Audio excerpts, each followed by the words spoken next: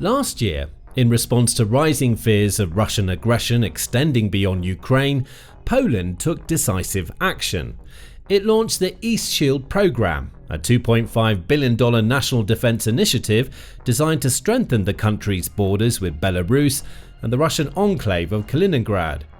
Now, more than a year in, Poland's East Shield project is turning its eastern borders into a veritable death trap for Russia and Belarus, and the latest installations are, in a word, explosive. The Polish government announced the East Shield program on May 18, 2024, with the country's defense minister and deputy prime minister, Władysław Kosiniak-Kamysz, outlining its objectives. The goal of the shield is to protect the territory of Poland, hamper the mobility of our adversaries' troops, while making such mobility easier for our own troops and to protect civilians. He went on to detail that the shield would include all kinds of fortifications, barriers, monitoring of the airspace on every level, and upgrading the existing systems, adding that it would also be integrated with nationwide defense systems, forming an integral and valuable addition to Poland's defenses. Government officials added that the new additions would extend along close to 500 miles of Poland's borders, specifically the section separating Polish territory from the Russian enclave of Kaliningrad and Belarus, one of Russia's staunchest allies, in order to deter invaders, or in the worst case scenario, make their invasion attempts much slower and more difficult. Explaining the need for the program, the government stated it was a direct response to hostile actions from Russia and Belarus. Those actions included cyber attacks, attempted arson on Polish land, and migrants being funneled illegally over the Polish border in a suspected attempt to destabilize the European Union from within. Work on the government-funded project kicked off in November of last year, and Poland is clearly serious about bolstering its border defences as quickly and efficiently as possible, since construction has been going on 7 days a week without any breaks. Thanks to that, progress has been swift, and Warsaw authorities recently revealed the latest addition, a series of minefields in key areas along the country's borders. Karol Frankowski, a Polish army press officer, explained the importance of these new defences, stating, "We are protecting our border. We saw what happened to Ukraine during the Ukrainian war, so we need to be prepared for a potential attack." Mines are, without a doubt, some of the strongest deterrents any country can install along its borders. While fences, walls, and physical barriers can slow enemy forces down, they can eventually be smashed through and broken down, and they don't pose any real threat of injury or death. Mines are different. They have the power to destroy entire enemy convoys, causing huge amounts of damage, injuries, and loss of life. They're almost impossible to safely navigate without the aid of specialist intelligence and equipment, like mine detectors, combat engineers, and mine-resistant ambush-protected vehicles, or MRAPs. And even with the help of that equipment, it typically takes huge amounts of time for military forces to locate and deactivate mines and find safe paths through the fields. Often, they simply prefer to avoid them altogether, seeking alternative routes to their objectives, which also takes time and effort, giving the defending forces more time to prepare themselves, initiate counterattacks, and so on. In short, minefields are massively valuable additions to the Polish borders and should serve as a major deterrent for any forces that might be entertaining the possibility of invasion. And those who've been following Polish news closely in recent times will not be surprised to see mines installed along the border. Back in March, the Polish government announced that it would be pulling out of the Anti-Personnel Mines Convention, also known as the Ottawa Treaty, and seeking new ways to ramp up domestic landmine production. The country's Deputy Defense Minister, Paweł Beda, revealed that Poland intended to start making mines in large numbers in order to strengthen its defences, particularly in border regions close to Belarus and Russia, stating, "We want these mines to be produced in Poland. We have such capacities. The issue at hand is to increase such capacities, and we treat equally the private defence industry and the state-owned one." Beda went on to add that the country was looking to make mines in the range of several 100,000, even up to 1 million units in total. He also noted that Poland's state-run defence group, PGZ, would be involved in manufacturing the mines. PGZ is a major name in the Polish defense industry and in European defense in general, specializing in the design and manufacture of various weapons, munitions, and other military equipment. It's made up of more than 50 subsidiaries, making it one of the biggest arms manufacturers in Europe, and it's driving the technical modernization program of the armed forces of the Republic of Poland, helping to bring Poland's army into the modern era, preparing it for prospective conflicts of the future. In other words, PGZ is a trusted and proven name and will surely help Poland continue to hit its East Shield targets in the months and years to come. And the country's government hopes to complete the project as soon as possible, with Polish Secretary of State Cezary Tomczyk affirming that all planned additions and improvements should be in place within the next 3 years. Some of those improvements are already in place. For example, in addition to the mines, Poland has also installed long rows of concrete barriers in key border regions. These too will help to deter and delay any invading forces, making it much more difficult for troops, and especially vehicles like tanks and personnel carriers, to cross over the border. Other physical barriers set to be installed as part of the East Shield include additional anti-tank barriers and ditches, plus fortified shelters and bunkers, giving Polish troops strong strategic positions to use for surveilling the border, or in the worst case scenario, launching counterattacks on any invaders. In addition, to ensure that Poland's ground forces can rapidly and effectively respond to any signs of aggression, the country also intends to fortify existing bridges to help them handle heavy loads and construct new road crossings in key locations where appropriate. But the East Shield isn't purely physical. A large part of the project focuses on state-of-the-art electronic warfare systems like imagery intelligence, signals intelligence, and acoustic monitoring. Poland plans to build a series of base stations, masts and towers along the border, equipped with the aforementioned technologies in order to scan the surrounding area for any signs of enemy activity, like drones in the skies. The country also intends to set up operational centres to analyse data gathered by its masts and towers, supported with artificial intelligence and integrated with existing intelligence, surveillance and reconnaissance systems. In a nutshell, the East Shield isn't just about physical blocks and barriers. It's a futuristic, fully integrated and mostly automated border defense system, a technological marvel ready to spot any signs of suspicious activity and initiate appropriate, effective actions immediately. As Kośniak Kamysz explains, this effort is the largest operation to strengthen the eastern border of Poland, the eastern flank of NATO, since 1945. And Donald Tusk, the Polish Prime Minister, hopes the new defences will do their job of sending a clear and definitive message to any enemies that might wish harm to his homeland. We'll make the Polish border secure in peacetime and impassable for the enemy in wartime. We do this to deter the enemy, so that all those who wish Poland ill, all those who plan an attack, an aggression against our allies or against our country, stay away from Poland. Poland is strong. Poland will be safe thanks to its own actions and thanks to its own allies. But building new border defences isn't all Poland is doing to deter Russian aggression. The country has also taken the bold and dramatic step of scrambling fighter jets on an almost daily basis, demonstrating it's ready, willing, and able to take decisive action and strike back without delay if its national security comes under any kind of threat. This is an intelligent and necessary step, as Russia has recently shown signs that it could be preparing for a game-changing attack or invasion of a NATO state, which might include Poland or one of the Baltic countries, Latvia, Lithuania and Estonia.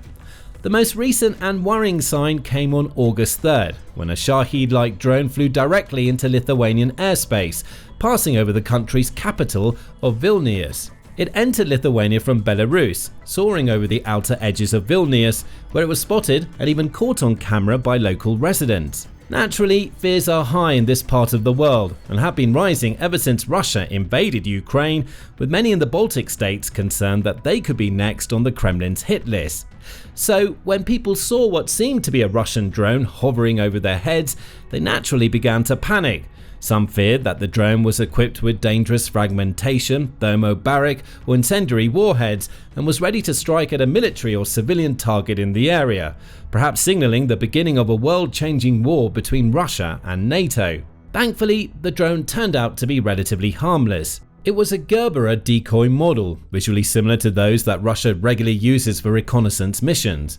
It also often launches decoy drones like these as part of its massive aerial attacks on Ukrainian towns and cities, hoping that the drones will waste Ukrainian air defense resources like interceptor missiles and make it easier for more destructive drones and missiles to follow behind and strike their targets. However, even though the drone wasn't armed or explosive, its presence in NATO airspace is still a cause for serious concern. Additionally, the fact that it passed so close to a NATO capital was clearly no accident. This was a deliberate move from Russia, a calculated and intentional test to see how Europe and NATO at large would respond. And Russia's President Vladimir Putin would likely have been quite pleased to see that the drone wasn't immediately shot down and that Lithuania's forces made no moves to intercept it. However, he wouldn't have been quite as content with Poland's reaction. While their Baltic counterparts did respond, with reports primarily focused on Lithuania tracking the drone, Poland took action, scrambling jets and raising radar systems in anticipation of a possible attack. This is just par for the course for Poland these days.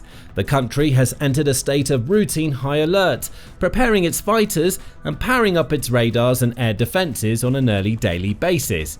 Every time Russia launches a large-scale assault on Ukraine, which it does very regularly, with hundreds of drones and missiles striking towns and cities across the country more or less every 24 hours, Poland essentially prepares for war. It does this because it knows the threat of Russian aggression is real and that the Kremlin could choose to strike at any moment. Poland doesn't want to be caught sleeping if and when that moment comes. It wants to limit the damage of any incoming attacks and respond right away. Its actions, like its various and ever-improving East Shield border defenses, also send a message to Russia. They show that Poland is more than ready for full-scale conflict, that it won't simply back down or roll over if and when Russian forces roll up to its doorstep.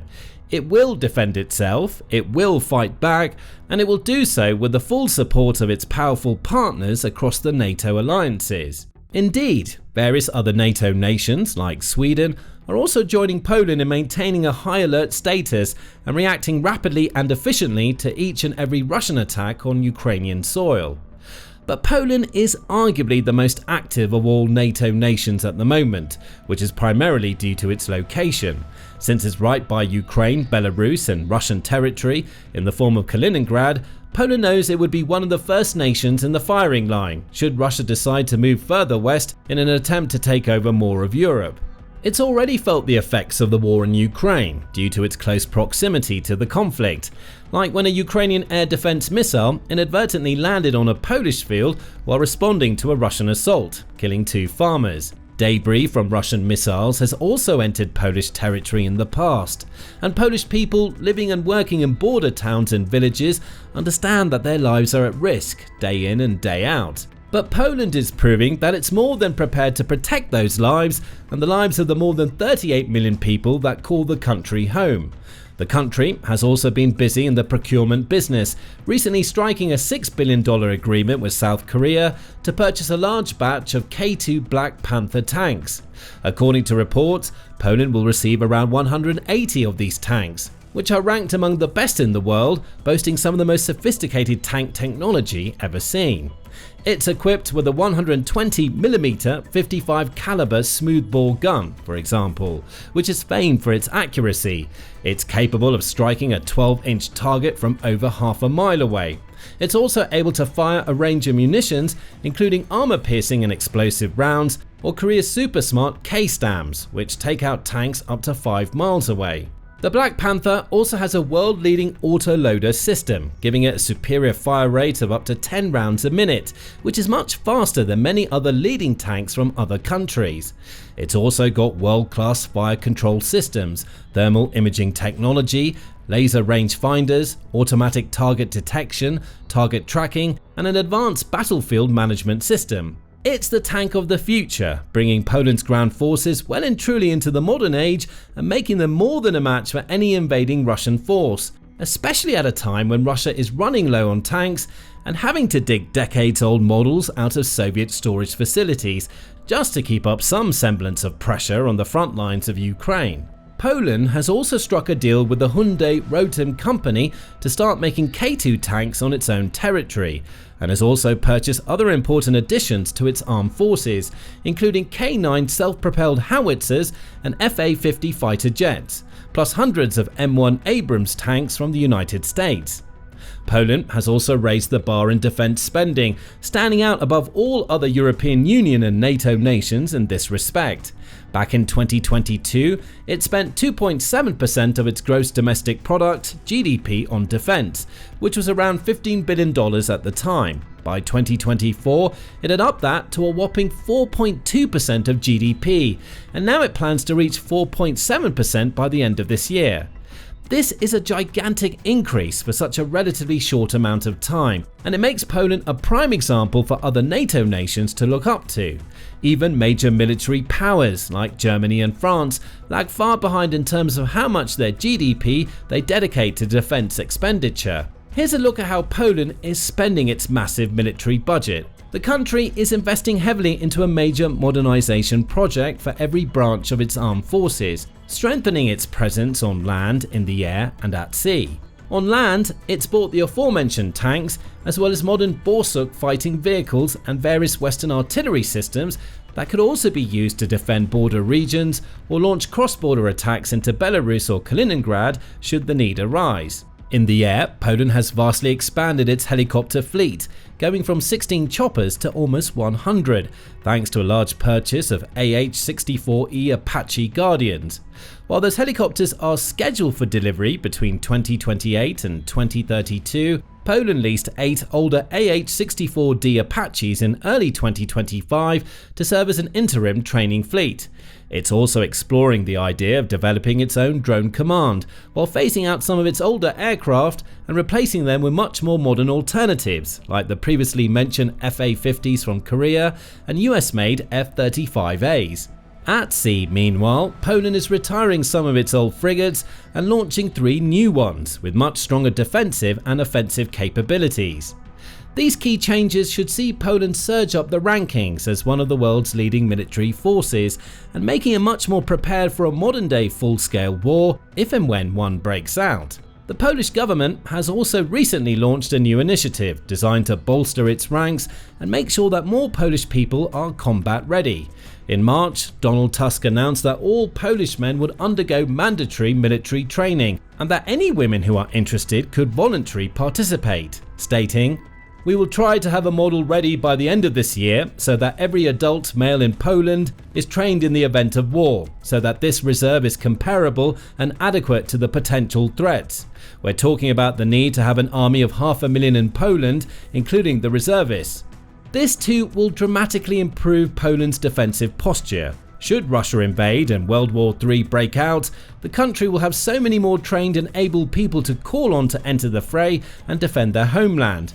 All in all, it's clear that Poland isn't pulling any punches when it comes to warding off Putin and his cronies like Belarusian President Alexander Lukashenko. By boosting its border defenses, modernizing its military, and spending record amounts on defense, it's making a clear and definitive statement.